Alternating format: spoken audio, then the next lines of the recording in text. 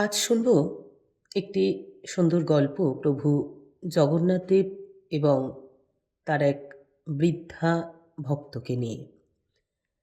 একজন বৃদ্ধা, তিনি অত্যন্ত গরিব। তিনি জগন্নাথদেবের দর্শনে এলেন একবার। এসে তিনি দেখলেন যে জগন্নাথদেবকে যে ভোগ নিবেদন করা হয়েছে তা সবই মিষ্টি জাতীয় জিনিস, ফল, মিষ্টি, এই সমস্ত।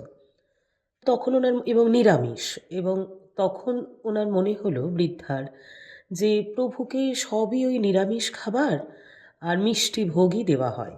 ঠিক আছে, আমি তাহলে ওনার জন্য সুন্দর করে আমিষ খাবার হিসাবে ভোগ নিয়ে আসব তৈরি করে। বৃদ্ধা গেলেন। এটা খুব সুন্দর, পরের দিন মাছের তিনি দারুণ একটি পদ ভোগ হিসাবে তৈরি করে আনলেন। এবার যখন তিনি সেই ভোগটা নিয়ে জগন্নাথদেব মন্দিরের ভেতরে নিবেদনের জন্য যাচ্ছেন, তখন যে রক্ষীরা ছিল তারা সেই বৃদ্ধাকে আটকে দেন এবং বলেন যে, "না, তুমি তো এইভাবে ভোগ নিয়ে যেতে পারো না।"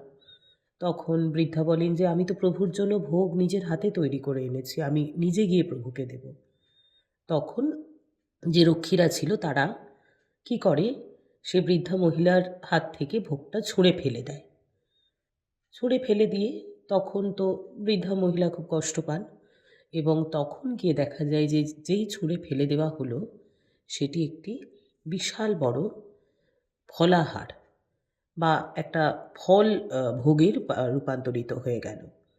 তখন রক্ষীরা কি করলেন, তাকে, সে বৃদ্ধা মহিলাকে যেতে দিলেন প্রভুর কাছে সেই ভোগ নিয়ে। এটি কিন্তু প্রভুই অলক্ষ্যে করলেন, সেই বৃদ্ধা মহিলার ভক্তি দেখে, শ্রদ্ধা দেখে, ত্যাগ দেখে এবং প্রভুর প্রতি ভালোবাসা দেখে। তাই আমরা যা করি, আমাদের মনে যা চলে, আমরা যদি মন থেকে সেটা করি, ঈশ্বর সব সময় আমাদের পাশে থাকেন। ঈশ্বর সব সময় প্রকৃত ভক্তদের ঠিক চিনে নেন সবার মাঝে।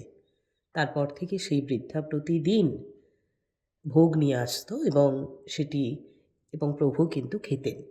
আরও একটা কথা এখানে, এই বৃদ্ধা কিন্তু পরবর্তীকালে প্রভুর প্রতি এই ভক্তি শ্রদ্ধা হিসাবে উনিও কিন্তু নিরামিষাশী হয়ে গিয়েছিলেন। উনিও কিন্তু আমিষ খাওয়া ত্যাগ করে দিয়েছিলেন এবং উনিও প্রতিদিন প্রভুর জন্য ওই নিরামিষ খাবার বা ফল এই সমস্তই ভোগ হিসাবে নিয়ে যেতেন।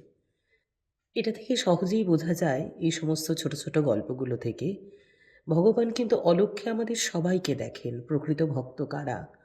মানুষ যদি মন থেকে যদি সত্যি ঈশ্বরের সেবা করে, ঈশ্বর কিন্তু সেই সেবা নেন।